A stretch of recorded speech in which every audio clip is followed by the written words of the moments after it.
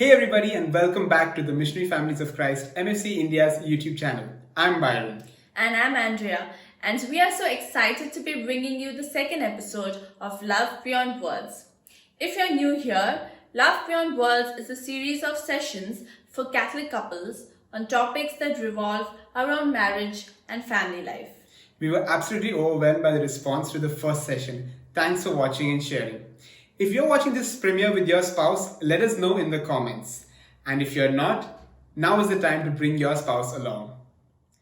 As we begin, let's invoke God's presence and protection upon all of us viewing this. Let's sign ourselves in the name of the Father, and of the Son, and of the Holy Spirit. Our Father, who art in heaven, hallowed be thy name. Thy kingdom come, thy will be done, on earth as it is in heaven.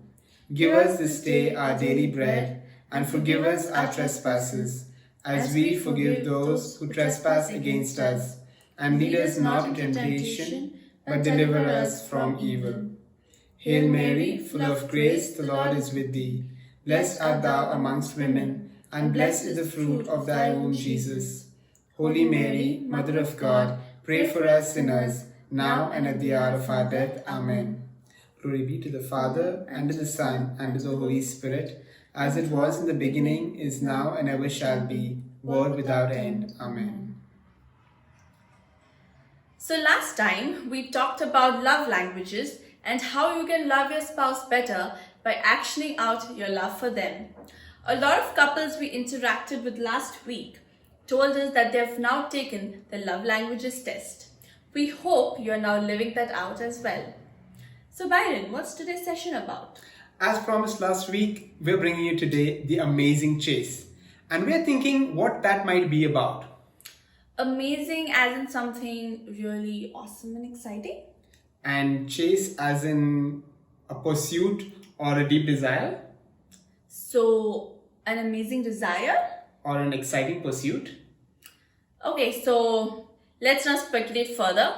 And today we're happy to have Dr. Ehrlson and Beverly, or Ehrl and Bev, today to lead the session. They're based in Goa and have been married for over 2 years.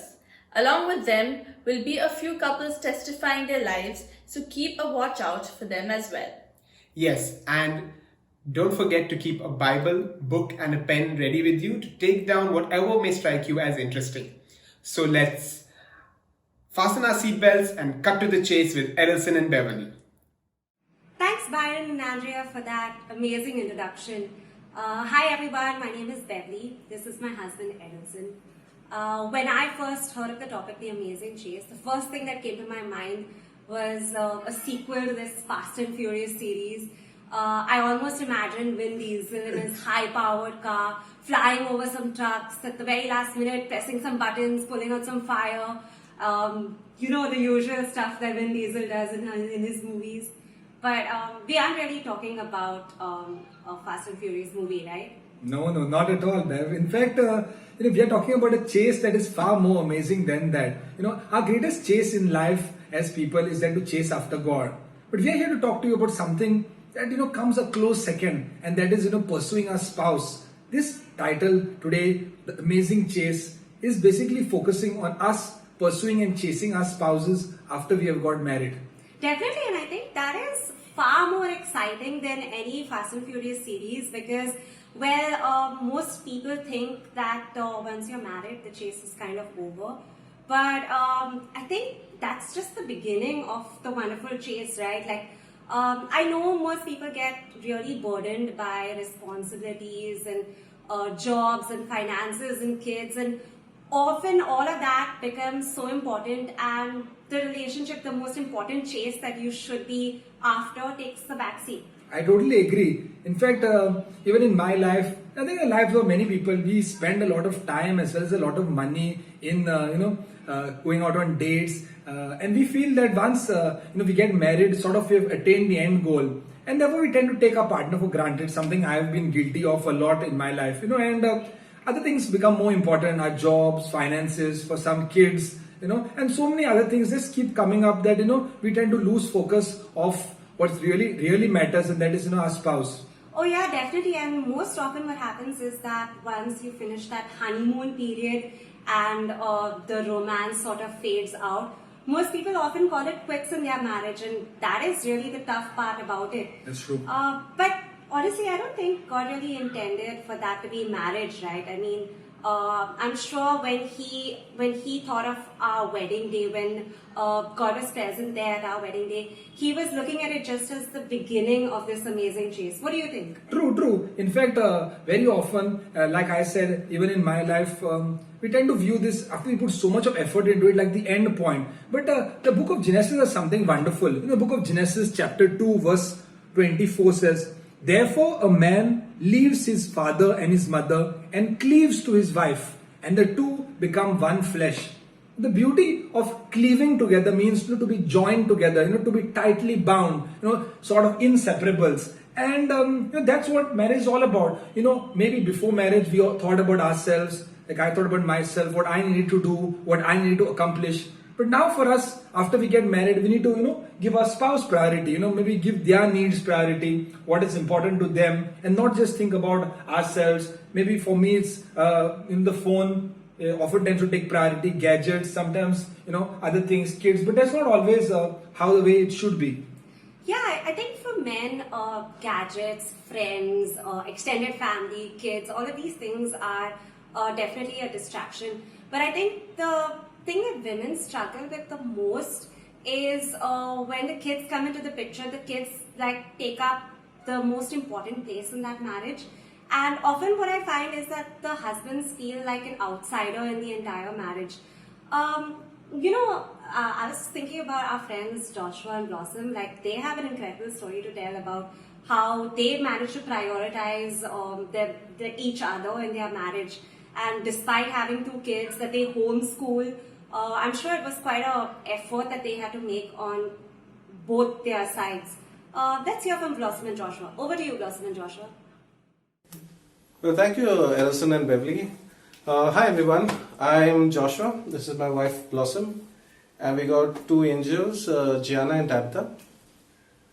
Well, for us, the first 2 years of our marriage were a great struggle. Because I'm an introvert by nature, and I like to be by myself. And most of the time I used to be lost in my thought, and assume that if we were not fighting, everything was fine. And as such, I was not giving any thought to our marriage.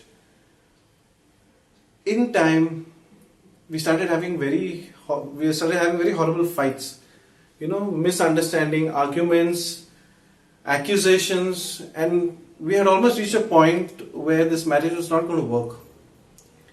But it was only after we attended a marriage retreat that it was there that I realized that I wasn't really investing in this marriage. I wasn't taking the time out, for us to share our feelings, to share our relationship with God, explain our misunderstandings, and accepting our mistakes. So, as a result of this, because of the fights and all that, the first thing that we said we put into place was our one-to-ones. And the mistake that we made again was that we would meet in the night, we would choose a time one night after the kids were asleep to sit and talk to each other. But the problem with that is that me, with the exhaustion of being with the kids all day, him with work, we were tired, and anything that we said, the other would misunderstand, and it would just lead to more arguments.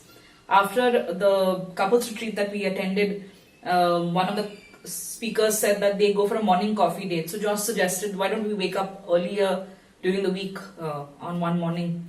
So we started doing that. So one weekday, we wake up an hour and a half earlier and spend that time sharing with each other what's going on with us, what's on our hearts and minds. Another thing that Josh began doing, and on a regular basis, that after when he comes home for lunch, we post lunch, instead of me getting busy with just clearing up the kitchen and all that, we spend time with each other, just having fun, cracking jokes, cuddling with the children, watching something, just relaxing and having fun with each other. Because I realized that during the course of our marriage, it was just like, we've got to do this and got to do that, but we stopped having fun with each other, and that really helped. Back to you, Ehrlson and Beverly. Thank you, Blossom and Joshua, for that really wonderful and insightful sharing on your life and the way you all prioritize each other. It really, brought to mind the times that I have struggled, in my life prioritizing Bev. So once the honeymoon phase of our marriage settled and once we shifted into our new place, because of the kind of lifestyle that I led, I often took Bev for granted. And mind you, I still take her for granted many times. But over the months and over the weeks have gone by, I have tried to use a few things that have helped me prioritize her better. So I'll list 3 things that I have done in a very small way that have allowed me to give more time to Bev and make her sort of feel important. So as you know, I am a surgeon, and a lot of time goes in the clinic, operating and so on and so forth. We took this jointly took this great risk, to leave a secure government job and move to private. Now, the thing about moving to a private setup is that you earn after you see every patient. It's not like a fixed salary that comes. But despite that, we took the decision, and I took the decision that every day in the afternoon from 1:30 to 4:30, I would keep that time completely free for Bev. We would spend time and have a meal together. We would just, maybe chat. We would go to bed, cuddle a bit, watch our favorite series, our favorite shows together, and just fall asleep in each other's arms often. This is the first thing that I tried to do in a small way. The second thing that I did, so I love to write. Okay, I love to write for magazines. I love to write for a website. But over time, I realized I was devoting too much time to writing, and even the spare time that I had, which I could give Bev, I found myself, endlessly writing. And I really reflected and said, I could give that time, some of that time at least, to Bev. And that's what I began doing. I started cutting down on my writing. I really believe it has borne fruit, in our life. And a third way, which might not apply to all, but it does to me, is so I have to make a lot of night calls and emergency calls to see patients. And if I know the call is going to be a short one, to take 5 or 10 minutes, I ask them to accompany me along. And once the call is done, usually in 5 or 10 minutes, we go for a drive together. Sometimes we pray on the way, or we just chat and talk. And often, because she was so sweet enough to accompany me, I take her out for, to Baskin Robbins for her favorite ice cream. So, that's the way I have tried to, prioritize Bev and, give her importance in my life. But that's been my story. But we have maybe 5 tips to share with you all on the way we have generally been able to prioritize each other, the way we've been able to make time for each other despite our busy schedules. So the first point that we would like to share with you is to pray for your spouse.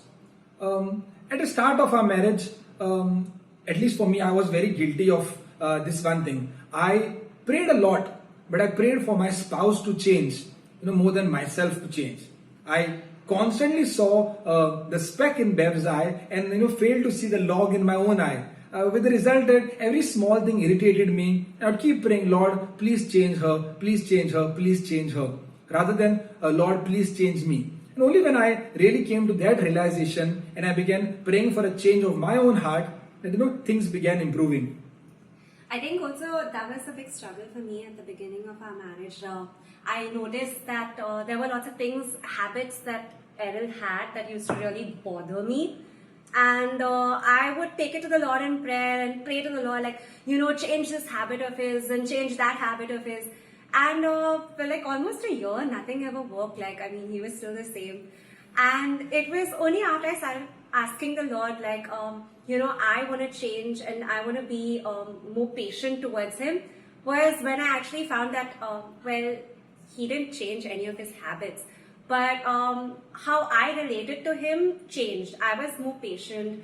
I think I was more kinder towards him. So the Lord really didn't change the situation or didn't change him, but he changed me. I think another area that was really important was bringing the burdens of my husband up to the Lord. I would find that especially the time when he was moving from a government job to the private sector, he was a bit stressed and anxious about what was to come. And I would just, there was nothing else I could offer him besides just praying for him and offering him my prayer support. But I found that in time that the Lord was just calming him down and reassuring him all the time. And that really worked for us. It helped me support him better as well. So praying for each other really works. So Yes. that's our tip number 1. Tip number 2 is to empower each other. Well, the thing is about, like, for us women, often when we find like our husbands are not being enough of a provider, a protector, or a pastor, we want to step in and fill in their shoes. And often we do a great job at it, but what it does is basically it just makes our husbands feel like they are not good enough, or we sort of take away from them what is their responsibility, and all we're doing is actually putting them down. But I found like an area for me that was a real struggle was to include Errol in my financial decisions. From the time I was about 20, I've been working and financially independent. I never had to ask my parents for anything. So when we got married, it was quite unusual for me to have to ask Errol or like discuss with Errol before we actually made major financial purchases. Eventually we got like a credit card that we both shared. And I could have just like swiped it and kind of hoped that he wouldn't notice. But I didn't do that. Like I somehow developed this whole thing where whenever we went out and had to purchase any luxury items, we would talk about it first and have a discussion and see if we actually needed it or it was just a want.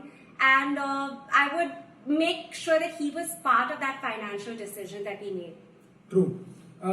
For me, after coming home from a tiring day's work, it was quite the habit just to sit with my feet up, sip something cold, play chess, which is my favorite game, just play it on the phone, and aimlessly scroll through Facebook. But at that time, earlier in our marriage, Bev used to work a 10 to 5 job, and she used to come home, tired, and often I used to be very ignorant and a bit selfish when it came to helping at home. But over time, I realized that part of the process of loving her also involves helping around. So I used to help around in the kitchen, maybe wash the dishes, do the laundry, sweep and swap the house. And I think that too went a long way in us serving each other and empowering each other. So the first 2 points that we spoke about, we'll just go through again. The first is to pray for your spouse. The second is to empower each other. The third point is to say sorry and to be forgiving. So for me, the scriptures say don't let the sun set on your anger. But for me, I can't even wait for a few minutes with that. I really struggle if I hate conflict, and if we do fight, which we do often, I must admit, I have to try to make peace as soon as possible because it really disturbs me and upsets me if I cannot forgive Bev. So that's something that I take the initiative very quickly to say sorry to Bev. Well, this was much harder for me to do. It was really easy for me to forgive or to say sorry to people outside the home. But saying sorry to my husband was like a whole new ball game altogether.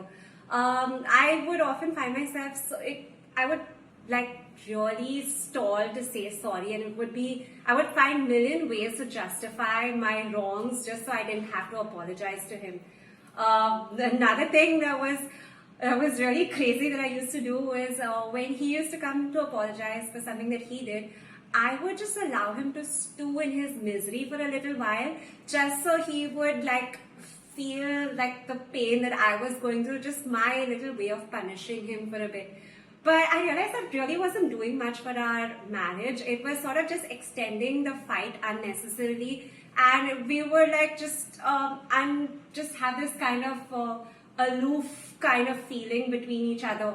So I started lifting this area up to the Lord in prayer, and I would lift it up in the Eucharist, and I can't pinpoint the exact moment when I feel like the Lord completely healed me, but I know for sure it's far better than when we started off. Like now it comes quite easily to me to like go to him to apologize, or even when he does come and apologize to me, I'm just like, oh my God, you're too cute, I can't like be mad at you anymore.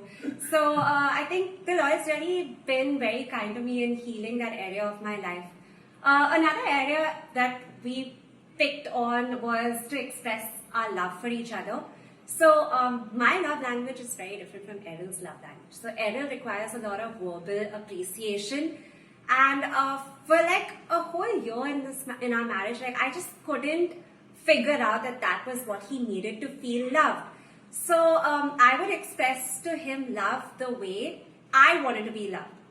But eventually, as we talked, and I realized that he needed to be appreciated on a regular basis so that he could feel loved. I started to set apart some time in the night. So before we drifted off to sleep, I would actually tell him, just be calm, I need to talk to you and I need to tell you what I appreciate about you. So I would find things that I really liked that he did and appreciate him for the things that he did during the day. And sometimes say if like he has been working all like through the day and I've been busy and we've not really had a chance to connect, then I would find ways to appreciate him on some of the qualities that I had like actually fallen in love with. And I noticed that made a huge difference in his life, and he started to feel more appreciated in that way. So, last week you all, I hope you all answered the questionnaire on the 5 love languages. So I took that questionnaire once again, and I think no surprises there. My love language, as Bev said, was words of affirmation or appreciation. And Bev's love language, interestingly, is touch. So she loves to be touch, she loves to be hugged, cuddled, kissed, and so on and so forth. And when I answered the questionnaire, I got a 0 for that. So it's kind of the Lord put us together very, very strangely, and it's a huge struggle for me to understand that this is the way Bev needs to be loved. That for her, while words of appreciation, acts of service, do mean a lot. It's not as much as hugging her, cuddling with her, and so on and so forth. And I've had to go out of my comfort zone, really go out of my comfort zone to make her feel loved. So if it is, when she's cooking in the kitchen, just go and, give her a peck on the cheek, or if it is, just hug her randomly, or if it is, spend time, cuddling in bed, when I would rather just play on my phone or go, to sleep. That's something that, we have, that I have at least begun doing to, show Bev that she is priority to me and that I love her in this way. So we spoke about 4 areas. We just run through them again. The first is to pray for your spouse, to pray for one another. The second is to empower one another. The third is to say sorry and be forgiving. The fourth area is to express your love for one another. And the fifth area is to spend time together. Enjoying each other's company. So we have a wonderful couple, couple we've known for a long time, who've really been, inspiration to us. And Alban and Indiana. So Alban has been a sailor for a lot of time. He's been sailing the world, if I may say. And he has his wonderful wife, Indiana, and 2 beautiful daughters. And Alban and Indiana will share, their journey, the struggles that he went through in giving time for his spouse, and how it all worked out for the good. So over to you, Alban and Indiana. Thank you, Beverly and Ehrlson. Well, let me tell you, being a sailor's wife has not always been smooth sailing. Initially, when we did get married, it was exciting and fun because I sailed along with him and we had a lot of fun times. But once the kids came along and school happened, we couldn't sail. And we were apart a lot, 7 to 8 months at a time, and he was home for 2 months. But being a single mother, so to speak, I became like the super mom with everything in control and a routine in place, a well-oiled routine in place. So when he did come back, you could say there was no space for him in our routine, and definitely no space for us as a couple. So it was a great challenge for me to consciously make an effort to give up things that I wanted or that I thought important, and to make place for us as a couple, or to make time for him, time and space for him. What about you? Yeah, taking it from there, I never thought that we need to work towards our marriages, we need to make our marriages happen. And I always thought I came back tired from the ship, enjoy, relax, but it didn't always work out for her, because we never had a one-on-one time. Whatever we did was as a family, as a unit, extended family, including friends. But then in 2002, this great realization came when Deanne once told me, like, you spent so much of money for us to join the ship. Do you think it's worth it? I don't think I want to sail anymore. that triggered something in my head, and I really realized that she wants more of me. She wants more of my time. It's just not her being with me. So I had to take this major decision of quitting sailing and taking up a show job because I valued our relationship more. I got a show job and things moved on. Diane helped me to get closer to God. My relationship with God strengthened. I realized God's plans. I realized that she was the greatest gift that God gave me, and I need to be with her. Things moved on in the show job. Workload increased as usual.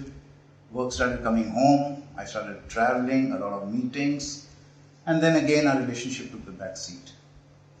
I worked for almost 15 years ashore, and then dawned the second big realization, the self-realization, when I realized that that was in the year 2016 when my children were about to complete their professional graduation, and they would step in their careers, in their jobs, and then again Diane would be alone. With a yearning to spend more time with her, I decided to call it quits, to retire at a very young age of 54. And since I had the ability and I valued our relationship, I took the decision and I went ahead and retired. Brothers and sisters, believe me, our interests do not overlap. Like gardening she loves, for me it's not my piece of cake. But we really enjoy doing it together. We enjoy each other's company, helping each other, be it in the home chores, be it doing the groceries together. We get excited. And it's been 1.5 years since I've retired, and we are really loving every moment. Yeah, it's taken us 28 years, but trust me, we're making up for it now. Thank you. Thanks. Over to you, Beverly and Ehrlson. Thank you, Alban and Indiana, for that amazing sharing. I was really moved by your sacrifice, to give up your first to give up sailing, then to give up your show job, and finally to call it quits totally, just because you valued that relationship with your spouse, and that was really of great importance to you. For us, and I think for me, enjoying each other's company. So I know Bev loves outdoor activities. She loves this little treasure hunt. She loves hiking. She loves trekking, which might not come really naturally to me. I'm really happy with indoor sports, indoor games like chess and table tennis. But to spend time with each other, I make it a point maybe to take her for a walk in the evening, or to play badminton. We have a little court outside our house to play badminton, or sometimes to go swimming together. Just maybe go for a trek. Now the monsoons are coming up, and if the lockdown is lifted, we might just make a quick trek somewhere nearby, with our friends, or just together. And I think that's some way in which I have tried my best to enjoy the company of Bev. Yeah, the lockdown kind of changed that altogether because we couldn't do any of those outdoor activities. So we kind of had to switch things around. And I think that really worked for us too as well because, I love Netflix and I'm quite a Netflix fan. And Errol sort of met me halfway when he decided to watch a couple of series with me. So we completed watching The Good Doctor that we had started in the first year of our marriage. So we finally completed it. And we started a new series called The Chosen. Not just that, I think a couple of days a week, Errol's been making time to even teach me games of Rummy and Seven Hands and make me a pro at those things as well. And but the thing that I love the most is our afternoon dates. So every afternoon after lunch, we bring out the tub of ice cream and we both get spoons and we dig into a tub of ice cream, and that is my most fun afternoon date ever, I think. Right? That's true. We're putting on a lot of weight too, but we'll deal with that post lockdown. Yeah, so that's been these have been 5 tips that we have been working on our marriage that we thought might help you. Just to run through them one final time. The first tip is to pray for one another. The next is to empower one another, empower your spouse. Third is to say sorry, and to be forgiving. The fourth is to express your love for one another, and the fifth is to enjoy one another's company. So this is something that we have, done in our marriage. Our marriage is just over, 2 years old and a long way to go. But I hope these tips, help you in your respective marriages, at whatever stage you all are in. These were our tips, and we really hope that through this session and through the sessions to come, you will really help. It helped your marriage to grow and really blossom into something wonderful. The amazing chase, this amazing chase, is all about chasing your spouse. And I have struggled, I have to admit, in chasing after Bev. From a time of dating, when those butterflies in my stomach, used to compel me to, plan out those dinner dates and to plan out all those romantic moments. It's not the same now, and I am really guilty for not pursuing her in the same way that I did before marriage. But through these small things that we have put out here, we are trying our best, to get better every day. So thank you guys for tuning in, and that's all for this evening. Over to you, Byron and Andrea. Thanks, Errol and Bev, for that amazing session. And thank you, Alban and Indiana, Joshua and Blossom, for sharing your lives with us. So, Andrea, what did you think of the session? I really loved the session, especially the part where, we must be ready to say sorry and heal the relationship instead of just holding it in and not talking about it. And definitely the prayer part. I think that's something that we keep doing often, and we've really seen the fruit of it in our lives. Yeah, I totally agree with you on the prayer part. That has really helped us to understand each other's struggles and helps us to support each other. And no doubt, forgiveness. As Ehrlson mentioned, never letting the sun go down on your anger. It sounds tough and is tough to implement at times, but I think today was a really healthy reminder for us. Yeah, true. We really hope you had some takeaways from this session. Let us know what were your key learning in the comments. Many of you shared last week's video, and if you haven't watched it yet, the link is below. Please keep sharing these videos so that more couples can be edified. And if you haven't already, hit the like, subscribe and bell icon to get notifications for more content. And join us next week for the premiere of this session, Digging for Diamonds. Ooh, diamonds! Yes, diamonds. So that's airing next Saturday at 9 p.m. That's May 23rd. And we've also been listening to all your feedback and constantly looking to improve. So keep them coming. And with that, we come to the end of today's session. This is us signing out. We hope to see you guys soon. So stay safe, good night, and God bless. So Andy, what was your prayer for me today? Today I pray that you become more efficient at work. Ah, that's so sweet. So that you could help me with the dishes tonight as well. Ah, alright.